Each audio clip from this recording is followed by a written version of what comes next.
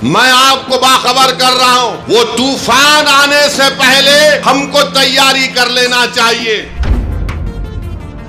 याद रखो मेरी इस बात को, अगर आपका नाम वोटर लिस्ट से निकल गया तो मोदी को सबसे ज्यादा खुशी होगी। अगर नौजवानों तुम्हारा नाम वोटर लिस्ट से निकल गया तो तुमको इख्तियार हासिल नहीं होगा भारत के प्रधानमंत्री से पूछने के लिए कि क्यों बेरोजगारी मेरा मुकद्दर बन गया। कल तुम्हारा नाम वोटर लिस्ट से निकल गया तो वोट डालना तो दूर की बात, कोई आकर तुमसे कहेगा कि अपनी शहरियत साबित करो। यानी आप अपने रोजगार से महरूम, सबसे ज्यादा बड़ी चीज यह है कि आप अपनी इज्जत से महरूम हो जाएंगे। जब तेलंगाना में या आपके किसी रियासत में ये इंटेंसिव रिवीजन होगा तो आप लोग परेशान होने की जरूरत नहीं, अभी वक्त है। पासपोर्ट बना सकते, दबा के पासपोर्ट बनाओ। बर्थ सर्टिफिकेट नहीं है तो बर्थ सर्टिफिकेट बनाओ।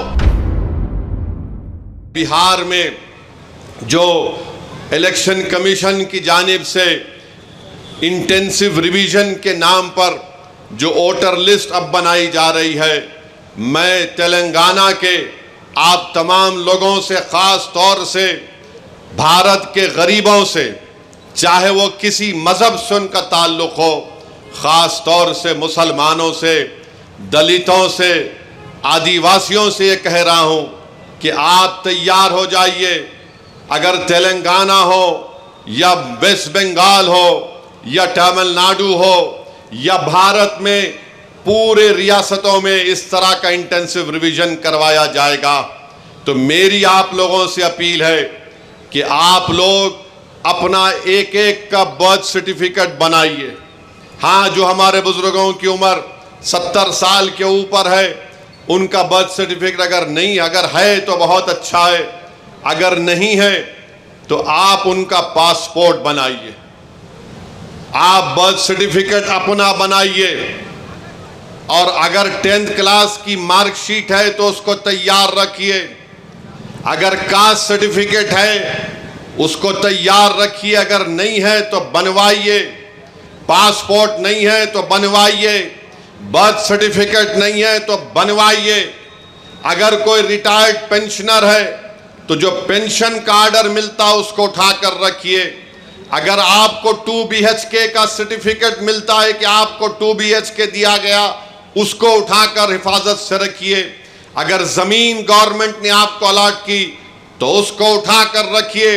अगर आप गवर्नमेंट के मुलाजिम हैं या थे, उसका ID कार्ड उठाकर रखिए। क्योंकि याद रखिए मेरी इस बात को कि अब जब इंटेंसिव रिवीजन हो रहा है तो इलेक्शन कमीशन ने जो हिदायतें BLOs को दी हैं बिहार में, उसमें यह कहा गया कि अगर इलियास साहब के घर पर कोई 3 मरतबा BLO चला जाएगा और 3 मरतबा किसी जायज वजह से इलियास साहब अपने घर पर मुकीम नहीं होंगे तो BLO उसकी इत्तला ERO को और AERO को देगा। और ये AERO और ERO को इख्तियार हासिल है कि वो 1955 के सिटीजनशिप एक्ट के तहत उन तमाम ओहदेदारों को इत्तला देना के लिए साहब शायद भारत के नागरिक नहीं है, तो ये सिटीजनशिप का मसला पैदा हो जाएगा। तेलंगाना में भी इंटेंसिव रिवीजन होगा, बल्कि पूरे मुल्क में होगा। मैं आज यहां बोधन की सरजमीन से खड़े होकर उन तमाम भारत के गरीबों को कह रहा हूं, उन दलितों को, आदिवासियों को और मुसलमानों को कह रहा हूं कि आपको नंबर 1 अपना बर्थ सर्टिफिकेट बनाना है। 10th क्लास अगर किसी ने किया तो मार्कशीट तैयार रखना है। कास्ट सर्टिफिकेट है तो तैयार रखिए, और अगर आप उस कास्ट में आते हैं उसका सर्टिफिकेट निकलवाइए।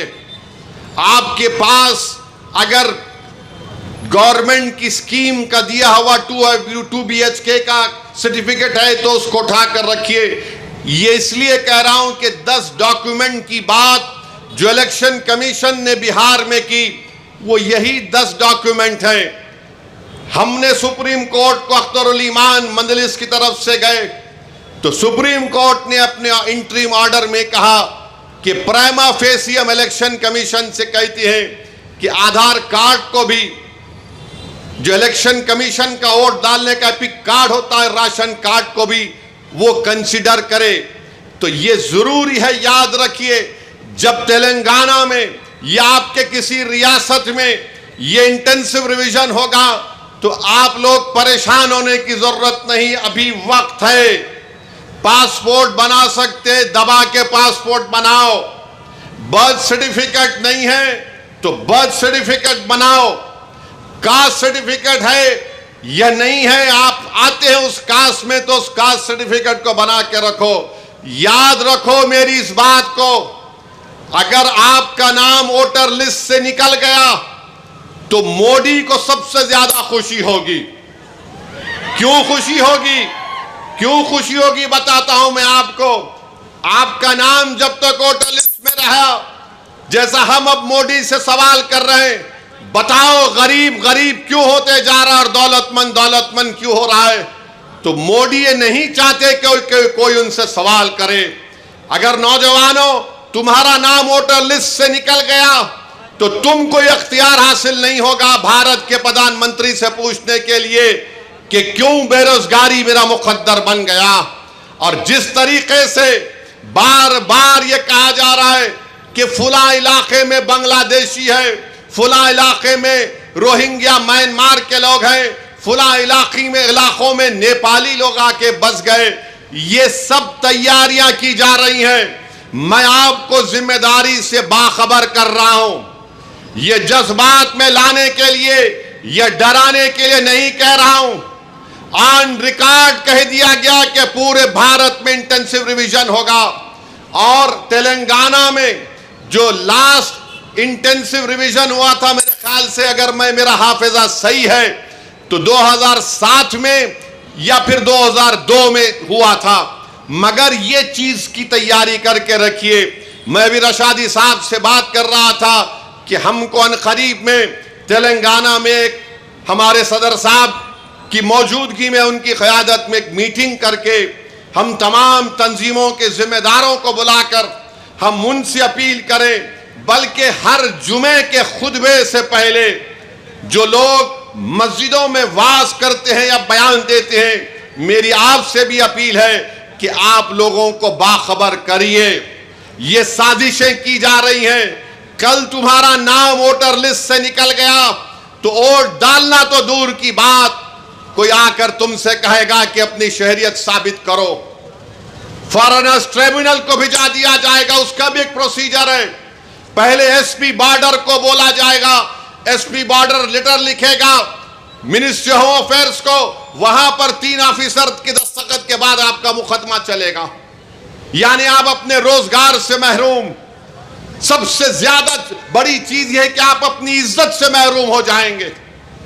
लोग आपको उंगली उठाकर बोलेंगे अरे इसका नाम वोटर लिस्ट से निकल गया, यह भारत का शहरी नहीं है। इसीलिए आप याद रखो, अभी से मैंने जो बात कही उस पर अमल करने की कोशिश करिए। मेरे दुश्मन बहुत हैं, मुझसे इख्तलाफ करने वालों की भी तादाद बहुत ज्यादा है, क्योंकि भारत के अगर कोई लैला है तो उसका नाम असदुद्दीन ओवैसी है। मुझसे बहुत चाहने वाले हैं, मगर उसकी परवाह मत करो। मैं तुमको बाखबर कर रहा हूं, मैं आपको बाखबर कर रहा हूं। वो तूफान आने से पहले हमको तैयारी कर लेना चाहिए। साजिश करने वाले की साजिश में उसको नाकाम करने के लिए हमको आज से तैयारी करना पड़ेगा।